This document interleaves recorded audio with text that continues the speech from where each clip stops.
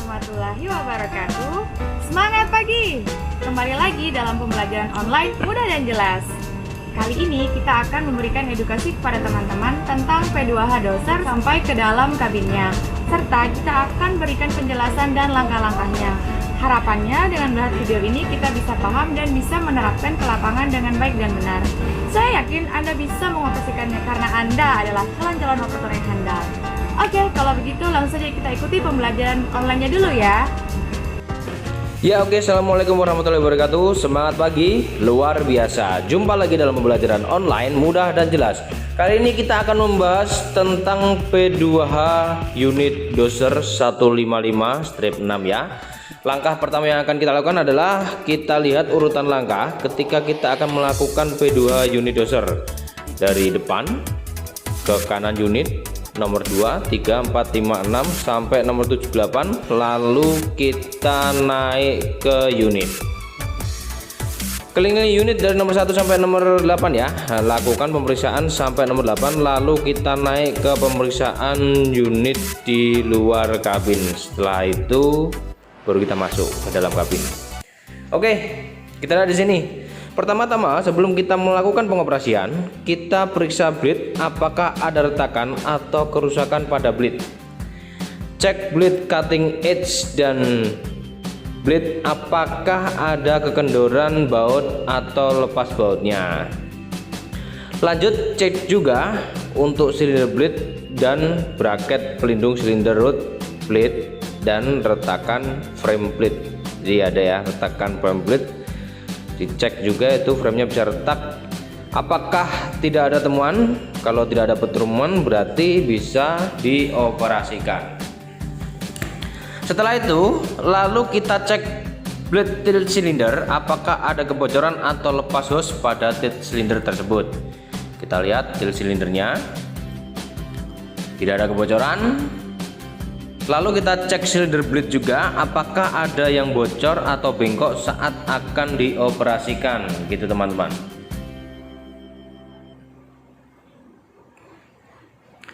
Lalu kita pastikan cek track.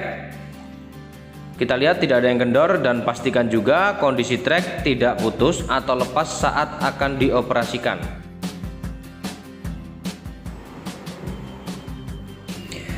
Setelah itu cek bodi belakang apakah ada bekas insiden dari shift sebelumnya, dan apabila ada lapor ke pengawas ya.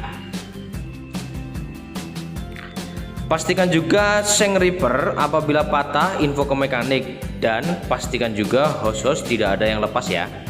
Kita lihat semua yang ada di belakang unit ini kita cek. Setelah itu cek tilt cylinder ripper apakah ada kebocoran atau lepas silinder, dan juga cek injektor grease apakah ada bocor silindernya itu. Nah setelah itu cek baut ripper apakah ada yang lepas patah pada saat akan dioperasikan. Ini ya, itu adalah injektor grease-nya. Di posisinya di situ injektor grease itu. Setelah itu cek trek sebelah kiri adakah yang lepas, kendor, dan pastikan trek tidak ada yang rusak saat akan dioperasikan. Jadi treknya kelihatan kencang, dari visual tidak kelihatan kendor. Nah lanjut kita cek pada kolong bawah unit atau doser apakah ada kebocoran dari oli transmisi, hidrolik, atau fuel ataupun yang lainnya. Setelah kita cek kalau tidak ada kebocoran, kita lihat di sini ada Lotto box ya.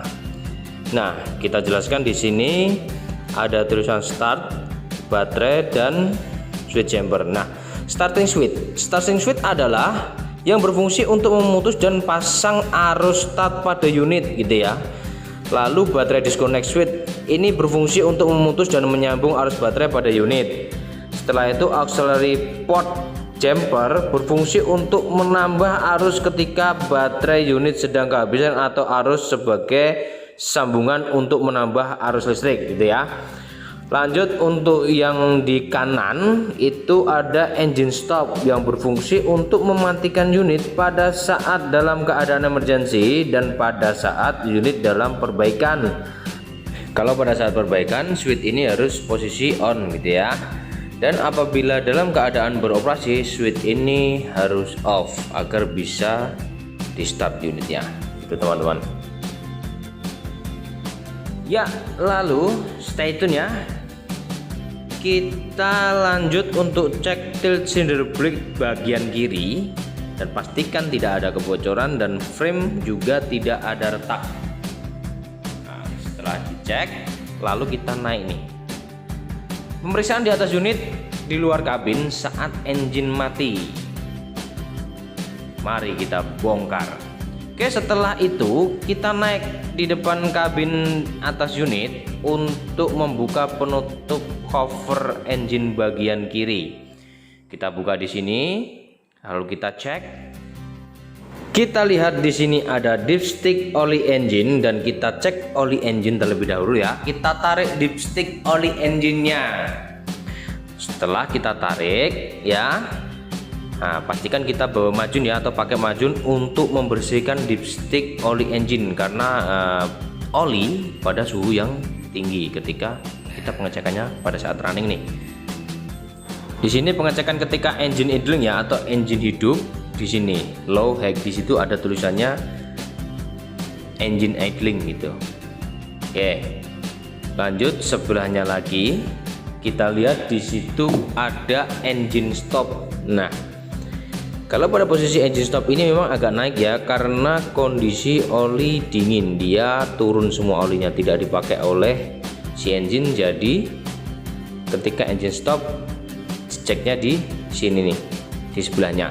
Kalau semuanya sudah bersih dan kita masukkan lagi ke lubang dipstick oli engine lagi untuk dicek ulang. Kalau sudah dibersihkan, kita masukkan lagi ke dalam untuk pengecekan oli ulang ya. Kita cek lagi dan pastikan posisi oli di antara high dan low pada saat kita akan mengoperasikan unit. Seperti ini teman-teman. Nah, ternyata oli engine berada di antara high dan low. Jadi unit bisa dioperasikan tanpa menambah oli engine. Ya, setelah itu kita cek oli damper dan dipsticknya berada di sebelah kanan dipstick oli engine ya. Kita lap dulu. Setelah itu kita cek dan pastikan dipstick dibersihkan dulu sebelum dimasukkan atau cek ulang. Ya, kita lihat di situ ada high dan low ya pada dipstick oli damper. Kalau sudah kita lihat dan kita bersihkan, lalu kita masukkan lagi untuk cek ulang. Kita masukkan pelan-pelan. Setelah itu kita cek dan ternyata oli damper pada posisi high, artinya unit bisa dioperasikan tanpa menambah oli damper. Jadi posisinya untuk cek oli harus nungging agar maksimal ketika pengecekannya. Setelah itu kita masukkan kembali dipstick oli engine ya. Sudah selesai. Setelah itu kita cek untuk air radiator atau coolant pada tangki cadangan yang berada di seputaran engine tersebut. Nah, di sini kita lihat dan full dan low itu ya. Ternyata posisi coolant berada di antara high dan low. Berarti unit bisa dioperasikan tanpa menambah air coolant. Oke, itu teman-teman, reservoir tanknya itu. Setelah itu kita cek das indikator di atas oli damper. Nah, kalau tidak ada temuan, dan setelah itu kita tutup kembali cover engine setelah dilakukan pengecekan oli dan coolant. Kita lanjut untuk ke belakang. Setelah itu kita buka cover baterai dan tangki air wiper, dilihat dan dicek sebelum dioperasikan. Pastikan bracket dan terminal baterai tidak kendor dan pastikan lagi air wiper ada kalau habis diisi gitu ya. Nah, tutup kembali setelah selesai melakukan pengecekan wiper dan baterai. Itu teman-teman cara pengecekannya. Dibuka itu. Setelah itu kita cek tabung grip. Apakah hostnya ada yang lepas dan bracket dari tabung lepas atau kendor ya. Setelah itu kita cek muffler dan air cleaner. Apakah muffler ada yang keropos, patah dan retak. Setelah kita cek tidak ada kerusakan. Setelah itu kita cek kabin apakah ada yang rusak atau bekas insiden baru dari operator sebelumnya. Kalau ada, infokan ke pengawas ya, jangan dioperasikan. Oke, setelah itu cek antena radio dan cek atap kabin untuk lampu kerja, apakah masih ada atau tidak, atau rusak atau kaca pecah. Oke, setelah itu kita naik ke atas cover engine untuk memastikan tutup radiator tidak lepas. Begini cara bukanya. Setelah itu kita tutup kembali. Nah, tidak disarankan membuka tutup air radiator saat kondisi unit running atau baru beroperasi. Jadi tutupnya itu ya, kalau di atas tutupnya itu tidak apa-apa, covernya itu. Setelah itu kita buka cover engine bagian kanan untuk pengecekan turbo, muffler, alternator, dan starting motor. Di sini posisi di kanan sini. Itu ada alternator, itu ada starting motor. Kita cek apakah ada kerusakan. Nah, itu ada filter. Cek bagian depan untuk memastikan fan tidak lepas patah pada saat unit akan dioperasikan. Fan itu kipas ya.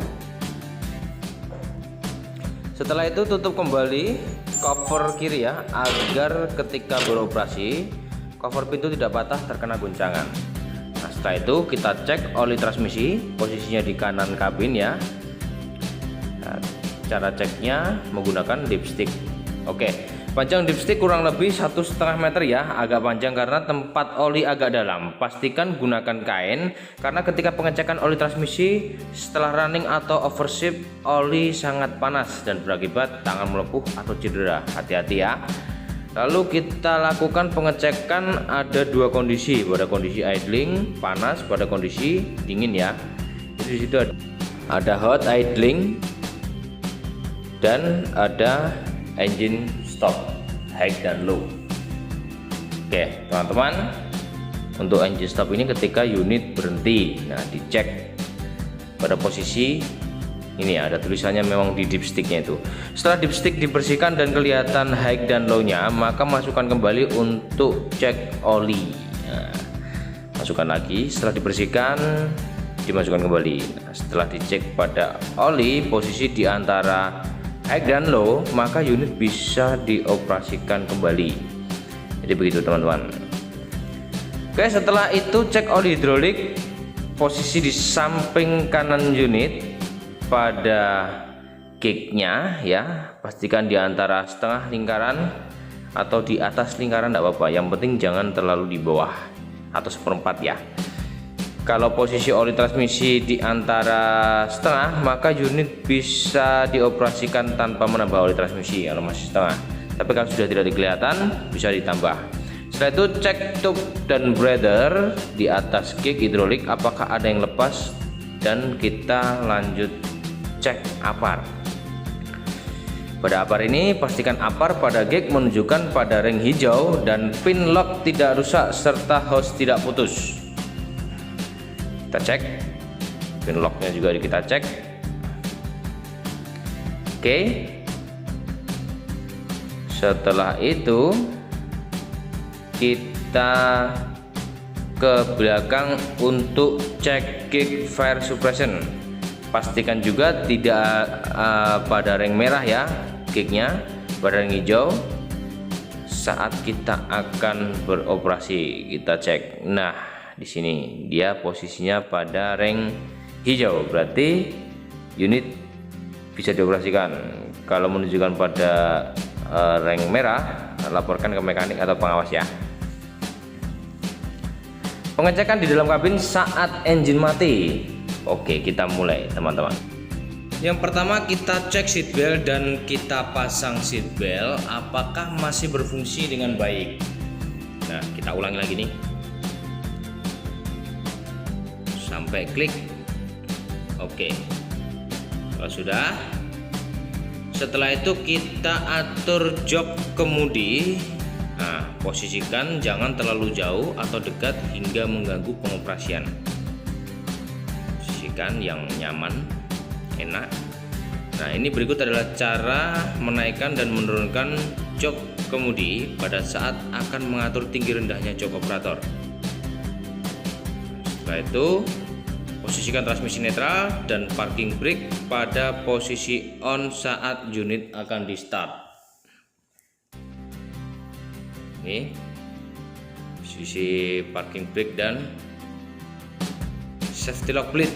Nah, attachment posisi turun atau on pada saat akan menghidupkan engine. Nah, pastikan perangkat aksesoris yang menggunakan kelistrikan dimatikan, radio, AC, lampu, agar tidak mengganggu sistem kelistrikan pada saat akan di starting engine atau engine dimulai running. Ya teman-teman, jadi ini adalah salah satu perhatian agar baterainya tidak drop atau kelistrikan mengarah ke yang lain ya, agar fokus kepada starting. Pastikan klakson aktif, pin puller pada posisi lock, dan fuel control dial pada posisi minimal. Lanjut, pastikan lagi radio off dan cermin kabin bersih, lalu lampu kabin juga off. Lanjut kita lakukan start engine. Oke teman-teman, kita lakukan start. On kontak, pastikan monitor panel tidak rusak dan indikator gauge pada ring hijau dan tidak ada error. Kita cek monitor display.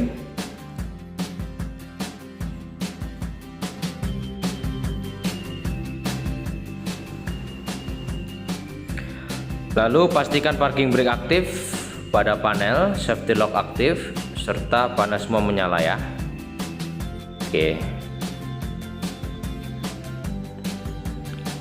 Lalu sudah, kita lanjut untuk klakson satu kali sebelum melakukan start engine. Isyarat ini dilakukan agar ketika ada seorang di sekitar kita mengetahui ya, unit akan segera di starting atau mau dioperasikan gitu ya. Cek warna asap, adakah temuan asap selain transparan dan suara engine serta instrumen panel ya. Ketika sudah start unit, kita aktifkan radio dan fuel control dial dimaksimalkan. Oke, tes pedal gas apakah berfungsi dengan normal, tidak low power atau tenaga, masih normal ya. Oke, setelah itu lepas safety lock untuk menggerakkan attachment apakah berfungsi dengan baik. Safety lock di posisi kanan itu ya. Kita gerak-gerakkan blade-nya.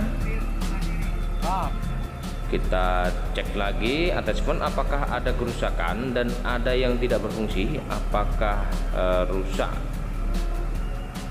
Kalau rusak, info ke mekanik ya agar diperbaiki. Ya, kalau dicek normal berarti unit bisa lanjut dilakukan untuk beroperasi atau langsung beroperasi aja kalau normal unitnya ya. Ya, setelah kita cek blade, kita turunkan safety lock, lalu kita cek tuas transmisi ya, apakah bisa maju dan mundur gitu ya. Kita cek.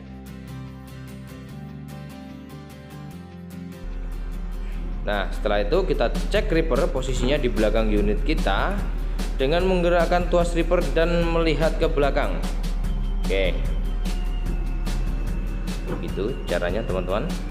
Cek ripper, kita naikkan, turunkan. Iya, setelah itu kita cek untuk memindah pin puller. Kalau kita pindahkan switch dan tuas bisa, kita lanjut aja beroperasi ini. Masukkan ke blade-nya. Oke, setelah pengecekan engine hidup, kita bisa lanjut beroperasi ya. Apabila saat P2 di bawah, di luar kabin, di dalam kabin tadi tidak apa-apa, kita lanjut beroperasi. Setelah beroperasi, berhenti di area yang aman atau parkir di tempat aman, lalu injak pedal gas dan putar kontak off ketika sudah selesai beroperasi teman-teman.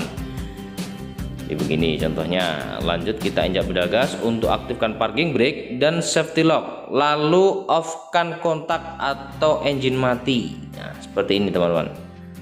Netralkan transmisi, lalu matikan engine.